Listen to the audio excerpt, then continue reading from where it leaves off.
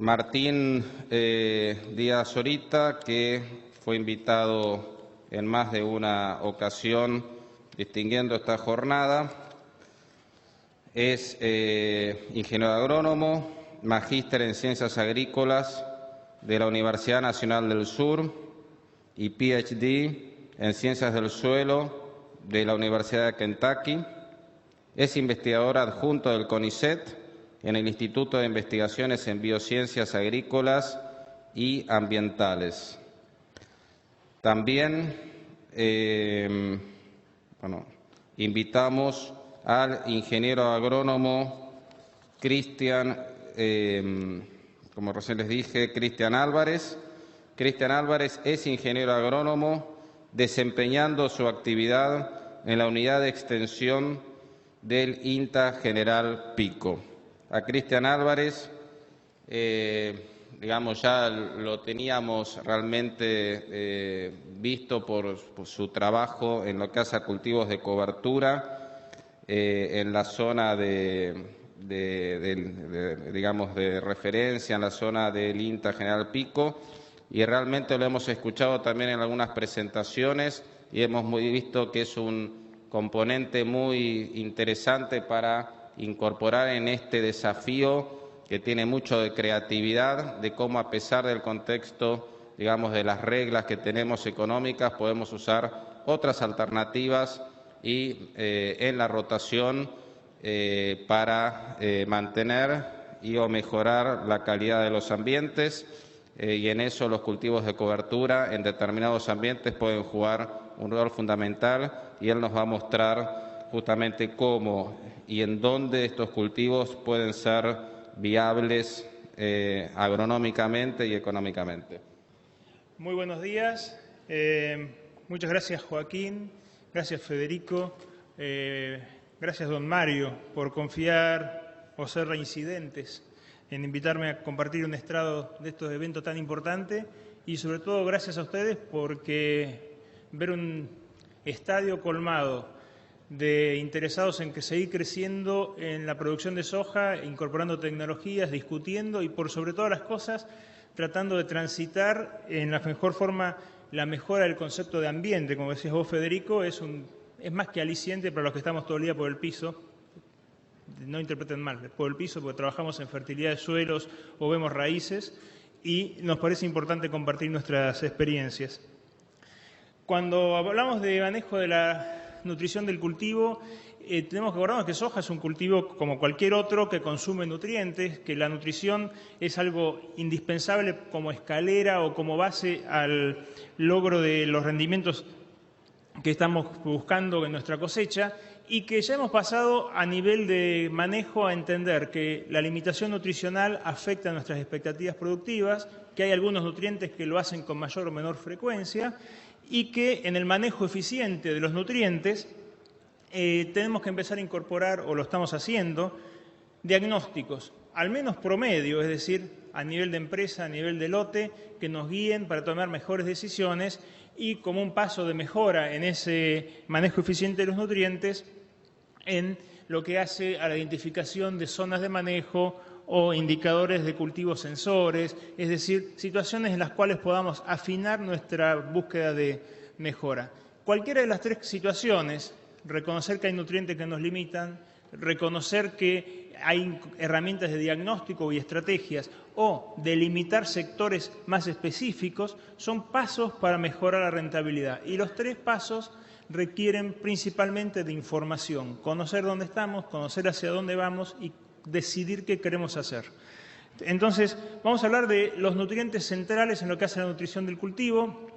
En República Argentina los suelos son insuficientes para proveer el total de la demanda de nitrógeno para un cultivo de soja, que funciona principalmente en su nutrición por la parte del nutriente que incorpora el suelo y también por lo que aporta la fijación biológica, es decir, esa simbiosis que hay entre la planta y microorganismos y aprovechan nitrógeno del aire, y que lo que más importante que vamos a destacar es cuando hacemos una inoculación ineficiente, es decir, no aportamos los actores que son rizobios y sus condiciones para que el proceso ocurra, estamos enfrente de un riesgo en la nutrición o en la columna vertebral nutricional del cultivo, que es el nitrógeno. Solo para tener una idea, 1 tonelada de grano que producimos demanda 80 kilos de nitrógeno.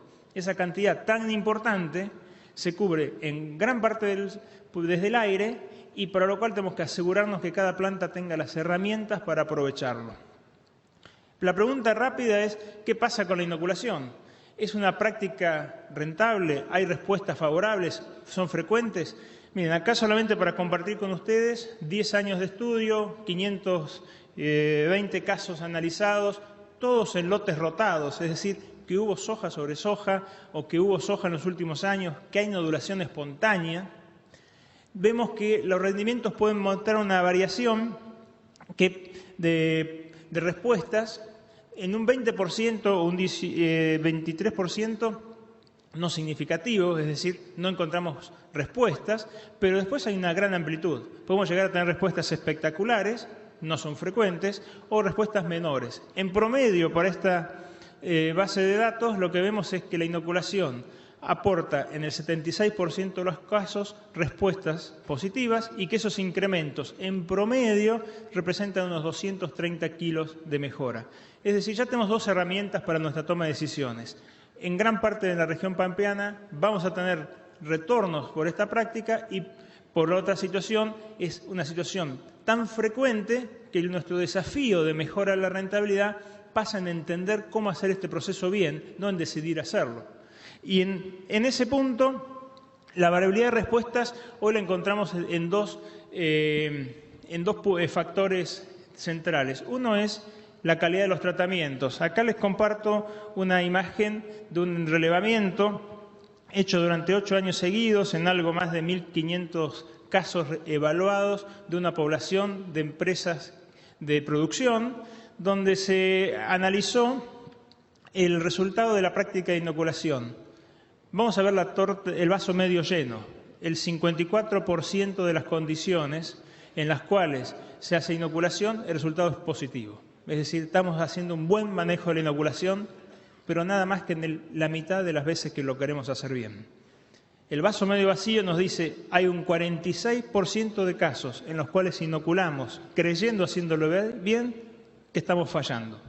Entonces, esa frecuencia de respuesta y esas magnitudes de respuesta en la inoculación que podemos medir y estamos esperando al campo, se ven afectadas por nuestra calidad del tratamiento. Hoy, el manejo eficiente de la inoculación, calidad de producto, calidad de aplicación, calidad de tratamiento de las semillas inoculadas y calidad de siembra, tiene un peso mucho más importante que haber decidido o no inocular.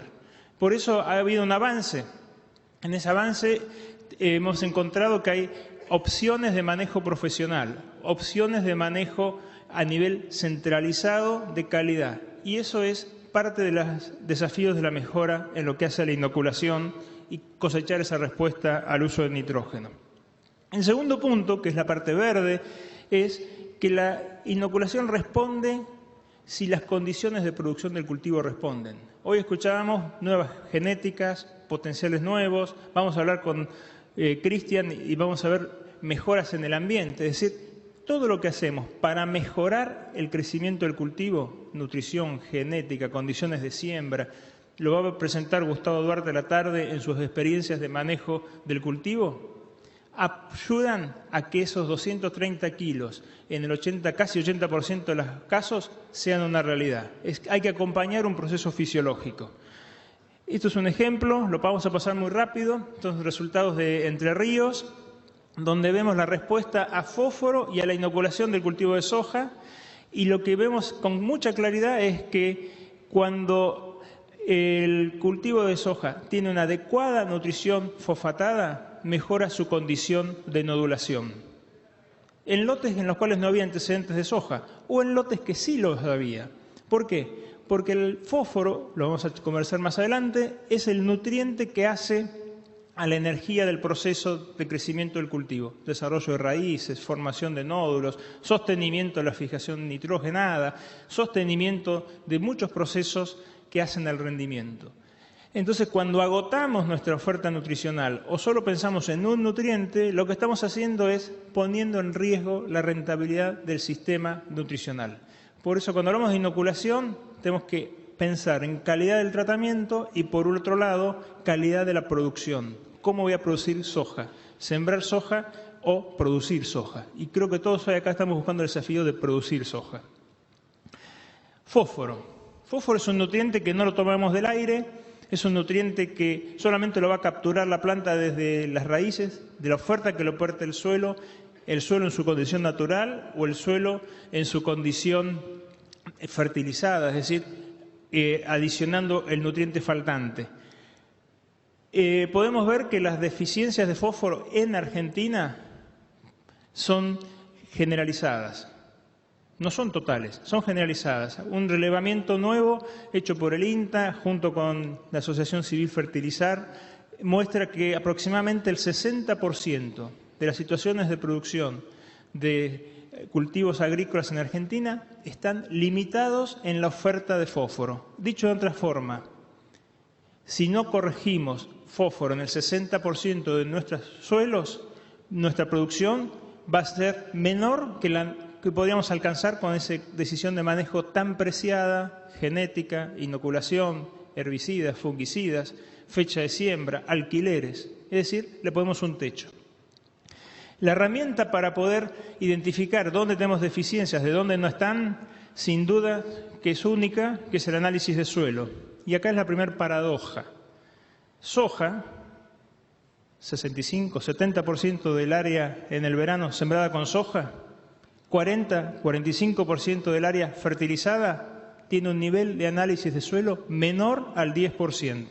¿Qué quiere decir? Producimos soja en un escenario a ciegas. Sabemos que hay un 60% de posibilidades de estar fertilizando en forma insuficiente o sobrefertilizando, pero no tenemos la herramienta de diagnóstico como una herramienta incorporada. ¿Y es importante el análisis de suelo? Fíjense que sí. ¿Por qué? Porque en la medida que los niveles de fósforo del suelo aumentan, las probabilidades de respuesta a este nutriente también aumentan. Esto es un estudio hecho en el año 2001-2002, donde nos muestra que en la medida que aumenta el nivel de fósforo del suelo, fíjense que hasta niveles cercanos a las 14 partes, 15 partes por millón, al corregir con fósforo, encontramos respuestas a la producción y que uno lo puede segmentar. Dependiendo de donde estemos ubicados en nuestro rango de oferta, podemos tener niveles de respuesta menores, 200 kilos en promedio, en un rango entre 8 y 12 partes por millón, o muy altas, cuando estamos en situaciones de gran deficiencia, por debajo de las 6 partes por millón, de 500 kilos. Esa información, muchos de ustedes se preguntan, surgió del año 2001-2002, donde la genética era diferente, donde las condiciones de manejo eran diferentes, donde mezclamos algunos lotes que tenían algo de directa y otros que tenían algo de labranza. Es decir, ¿cuán válido es en este momento? Bueno, estos son datos de las dos últimas campañas, con una aplicación de dosis muy moderada de fósforo, es decir, no alcanzamos a cubrir la demanda total del cultivo, y lo que encontramos es que los niveles de respuesta media sobre 24 situaciones que cubren toda la región de producción de soja en Argentina, están en un orden de magnitud similar. Entre 6 y 12 partes por millón, en promedio, esperamos respuestas cercanas a los 240 kilos por hectárea. Y que haciendo análisis de suelo e identificando esos suelos que están por debajo de las 12 partes por millón, la probabilidad de tener respuestas positivas a la fertilización es del 92%. ¡Qué herramienta poderosa! El análisis de suelo nos discrimina con claridad dónde es muy probable tener una respuesta a la práctica, dónde no lo es tan probable. ¿Sí? Cuando pasamos al segmento siguiente, esa brecha entre 12 y 18 partes por millón, mucho más frecuente en lotes rotados, con cereales, donde hacemos una práctica que nos mantiene niveles de fósforo un poco más elevados, vemos dos cosas. El nivel de respuesta media disminuye, era esperable. ¿Por qué? Porque estoy más cerca de cubrir las expectativas de producción, y la frecuencia, o sea, qué cantidad de veces que voy a encontrar respuestas a la cosecha, también disminuye. Y disminuye al 80%. No desaparece. Pero sí tenemos dos herramientas de diagnóstico: kilos esperados y frecuencia de ocurrencia. Y nuevamente, el análisis de suelo es lo que nos permitió segmentar esa situación de mayor o menor probabilidad de retorno o mayor o menor expectativa de producción.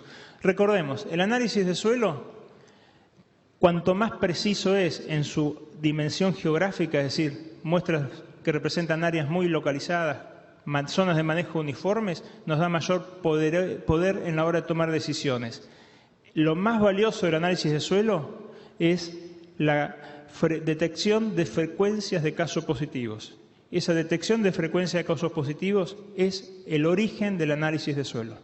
Después la respuesta es un valor variable que está aproximado, para los que queremos hacer cuentas, en un 7 a un 10% del rendimiento esperado. Pero lo que nos ayuda es a separar dónde espero respuestas de dónde son menos frecuentes o dónde son prácticamente dudosas que ocurran. Ya transitamos en pasar de identificar dónde podemos necesitar fertilizar a dónde tenemos que mejorar nuestra fertilización. Un estudio importante que se está desarrollando en los últimos años, ya lleva 3 campañas en la región centro-norte de Buenos Aires, sur de Santa Fe, centro de Córdoba, manejado por investigadores de INTA, de universidad, evalúa en esos casos donde hay probabilidad de respuesta a la fertilización, es decir, estamos por debajo de las 12 partes por millón, ¿cómo corregimos? ¿Sí? ¿Fertilizo toda la siembra? ¿Fertilizamos parte de la siembra y parte anticipada? ¿Podemos fertilizar siempre anticipado? Si lo hacemos anticipado, ¿cuándo? Primer conclusión de estos 12 sitios de experimentación. Cuando el análisis de suelo nos sugiere que hay probabilidades de respuesta a la fertilización, fertilicemos. Hay mejoras. Cualquiera de las 4 opciones de manejo mostraron un escalón de mejora. En términos de eficiencia, lo más eficiente es acercar el nutriente cerca de la línea de siembra para poder lograr que el cultivo, ni bien desarrolla sus raíces, acceda al nutriente y lo capture. Esa es la decisión más eficiente, mayor retorno en kilos de producción por kilos de fertilizante aplicado. Pero eso a veces es complicado logísticamente, nos puede traer algunos inconvenientes que vamos a ver en lo que hace a la nutrición, a la implantación, al logro de plantas, y entonces hemos explorado decisiones de manejo alternativo, por ejemplo, aplicaciones en superficie.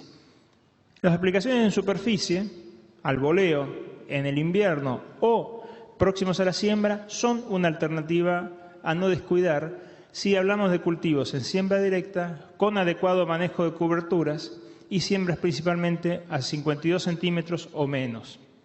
En esa condición, la eficiencia de uso del fertilizante disminuye, pero no nos aleja en lo que hace al resultado físico de respuesta de lo que tendríamos que estar logrando. La principal conclusión de este estudio es que más que el dónde estamos colocando el fertilizante es con qué dosis nos estamos manejando. Hay respuestas significativas al aumento de la dosis, en promedio entre un 20 y un 30% por sobre las dosis promedios actuales. Y esa parte es explicada en algunos aspectos bastante complejos por la fisiología del crecimiento de la raíz, los patrones de desarrollo año tras año en los mismos sistemas y el empobrecimiento localizado del fósforo cercano a esa situación. Pero dejando de lado eso, hoy vemos una oportunidad de mejora en ajustar mejor nuestras dosis, donde realmente tenemos respuesta a la práctica. Cuidado con la localización tan cercana. Cuando aplicamos muy cerca el fertilizante, lo más frecuente que encontramos es disminuimos nuestro stand de plantas. Las semillas de soja y las plántulas de soja son muy sensibles al contacto directo con fertilizante. Raleamos nuestro cultivo y el cultivo hace un gran esfuerzo para compensar esa pérdida de plantas. Ese esfuerzo, si está en una situación de densidad insuficiente, es vano y vamos a perder pérdidas de producción asociadas a ese daño inicial. Entonces la recomendación es cuidemos la dosis de fertilización, esa dosis de fertilización máxima a aplicar junto a la semilla tiene que ir en combinación con la textura del suelo, suelos más arenosos, dosis menores, suelos más pesados, dosis mayores, pero en la medida de lo posible evitemos esa pérdida de producción.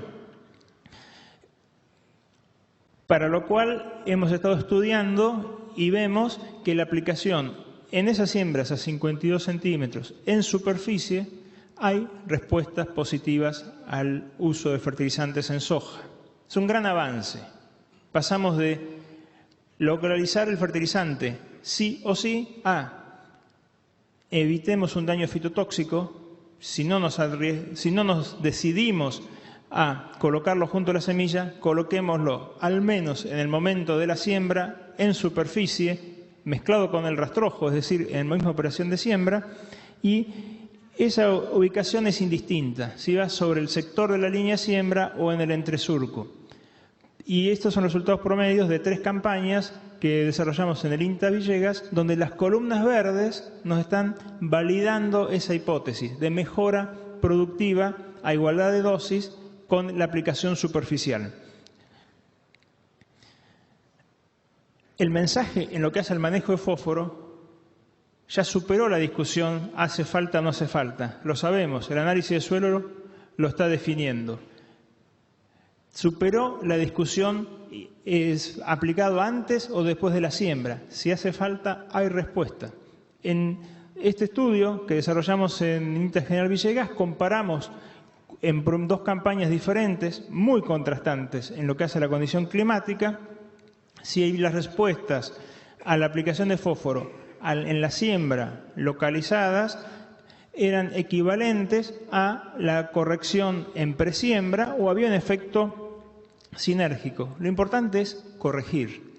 Cuando corregimos las necesidades de fósforo, estamos dándole un aporte importante al cultivo. Después discutamos cuál es la decisión más eficiente. Y en esa decisión más eficiente, sin duda que la localización es la ideal, pero siempre y cuando no atente contra una adecuada implantación. Dosis,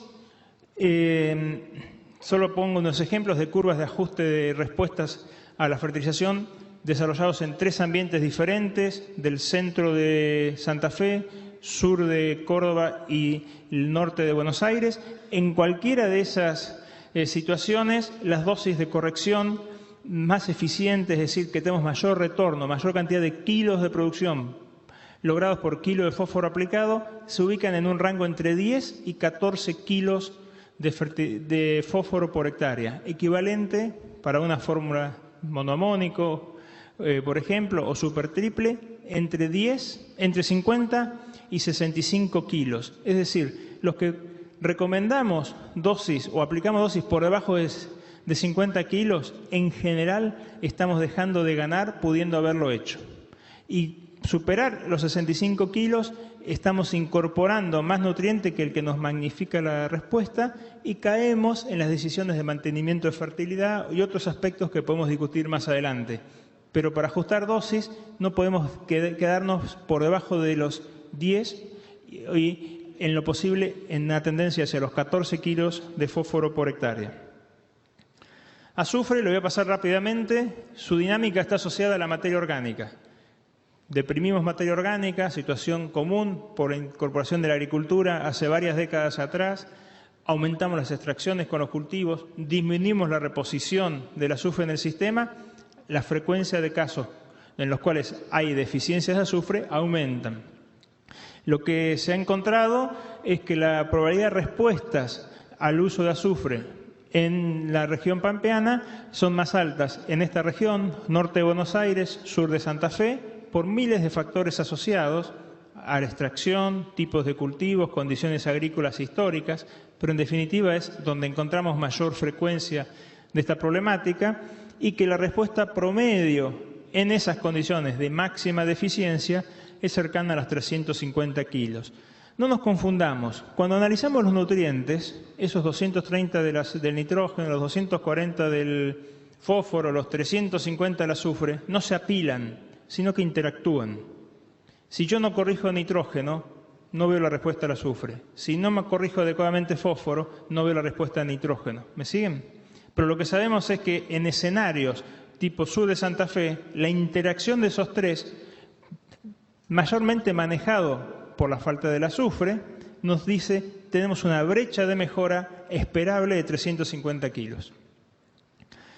Lo podemos manejar sobre el cultivo o en rotación. Este es un excelente trabajo que hizo el ingeniero Hugo Fontaneto y que va a quedar para la historia, porque nos guía y nos enseña que en la medida que aumentamos las dosis de azufre en nuestro sistema, vamos a tener un efecto residual, un efecto de ciclado en el sistema que nos permite expandir nuestro control y depender menos año tras año de esa corrección.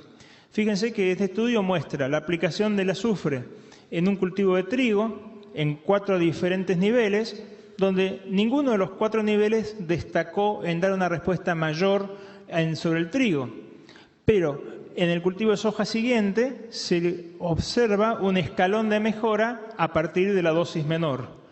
A los 2 años o al año siguiente de la aplicación, o sea, después del segundo cultivo, la soja de primera que le sigue, ese escalón surge con el escalón segundo de fertilidad generado por la segunda dosis de aplicación de azufre, y si esperábamos tener respuestas en el tercer año sobre el cultivo de maíz, tenemos que haber aplicado una dosis mayor e inicial porque el escalón de mejora surge en el tercer nivel de dosis. ¿Lo pueden ver a eso? Eso es importantísimo. Eso nos ayuda a manejar la nutrición en la secuencia. Decisiones de hoy repercuten hoy y depende de nuestra decisión este año o el que sigue. Y en soja, el objetivo es cubramos unos 10 kilos de azufre por año, si estamos en una situación de deficiencia. Esos 10 kilos, si los aumentamos, nos pueden dar una expansión a años siguientes. Entonces, operativamente lo podemos diluir a su impacto, a pesar de que estamos transmitiendo una esperanza de mejora posterior. Y vamos haciéndonos más chiquitos. Ahora vamos a hablar de micronutrientes. Micronutrientes, el micronutriente que hoy está mostrando con mayor frecuencia respuestas es el boro. El boro es un micronutriente que participa en los procesos de división celular. Imaginen todo lo que implique dividir una célula, crecer una raíz, formar una hoja, formar una yema, formar un grano. Eso interviene el boro. Cuando tenemos deficiencias de boro, suelos pobres en materia orgánica, alto lavado, condiciones de sequía superficial, el cultivo detiene en ese momento la eficiencia de su división celular y afecta el órgano que está formándose en ese momento. Por lo tanto, las correcciones de boro podrían llegar a ser algo importante en todas las regiones amarillas que están marcadas en ese mapa, bastante generalizado, por extracción, por consumo, por lavado. Y un análisis de 4 campañas de producción de unos 40 sitios nos muestra que la respuesta promedio de la aplicación de boro no es tan importante o tan alta como la que vimos para otros nutrientes, es cercana a los 90 kilos o 100, con una frecuencia cercana al 50%. Es decir, tenemos situaciones probables de respuesta y con mayor frecuencia de respuestas positivas en la medida que estamos haciendo aplicaciones en R1, que es decir, acompañamos el proceso de despegue, de inicio de la formación del rendimiento visible en el cultivo. Para resumir, como mensaje, recordemos que para hacer una nutrición rentable tenemos que manejar información. O sea, sabemos que hacen falta los nutrientes, sabemos que hay respuestas. Ahora el paso que sigue es, ¿cuál es la respuesta? ¿Dónde está esa respuesta? Para poder tener una estrategia de nutrición rentable. En ese contexto, no nos olvidemos que lo que estamos manejando es una integración. El cultivo de soja no responde a un nutriente, responde a la nutrición. Y en ese marco, el manejo integral de la nutrición tiene órdenes jerárquicos. Sin duda, el orden jerárquico más alto es el dado por el nitrógeno, por su demanda, por su condición estratégica, por su rol en muchos procesos que hacen el crecimiento del cultivo, y que a través de la inoculación sabemos que donde hacemos soja en Argentina hay aproximadamente un 75% de situaciones de respuesta. Esa respuesta promedio, si quieren sacar cuentas, son 230 kilos por hectárea, y que el desafío de la rentabilidad pasa por inocular bien. Inocular bien es hacer aplicaciones de calidad. Y aplicación de calidad empieza en el producto, la calidad del tratamiento de la semilla la calidad del trato a la semilla, la operación de siembra y el proceso productivo. El segundo nutriente, resaltado en rojo porque el 60% de las veces va a limitar la producción, es fósforo. Las respuestas positivas requieren un diagnóstico. Si estamos en suelos por debajo de 12 partes por millón, en más del 90% de esa situación vamos a tener respuestas positivas. Quiere decir, vamos a tener un retorno promedio de 240 kilos por hectárea, posiblemente mayor en la medida que vamos a suelos más empobrecidos. Vamos a escuchar muchas respuestas, pero a la hora de presupuestar, al menos partan sabiendo que eso es lo más frecuente. Para lo cual el desafío es muestreo inteligente, definir zonas de manejo. No hay que usar agricultura de precisión, hay que usar criterios de precisión. Definir un lote, un sector de lote, no una estrategia por la empresa, una estrategia a nivel de lote, análisis de suelos, diagnóstico, conocer mi unidad de manejo. Las dosis de fósforo recomendadas mayores a 10 kilos por hectárea, evitando daños de fitotoxicidad, sabiendo que tenemos una herramienta complementaria fuertemente útil, que es la aplicación en superficie, para poder acceder a esas altas dosis o algunos casos mayores, sin generar daños importantes a las semillas. Y después quedan dos escalones, el azufre y el boro. El azufre, la respuesta es frecuente, principalmente en suelos con historias de alta extracción, sin reposición, bajo contenido de materia orgánica, y que para soja no podemos descuidar un aporte cercano a los 10 kilos por hectárea. Y en lo que hace a boro, ya pasamos de frecuente a probable. Hay algunos casos donde podemos encontrar respuestas, nuevamente bajo contenido de materia orgánica, condiciones de sequía. La recomendación es la fertilización foliar en R1.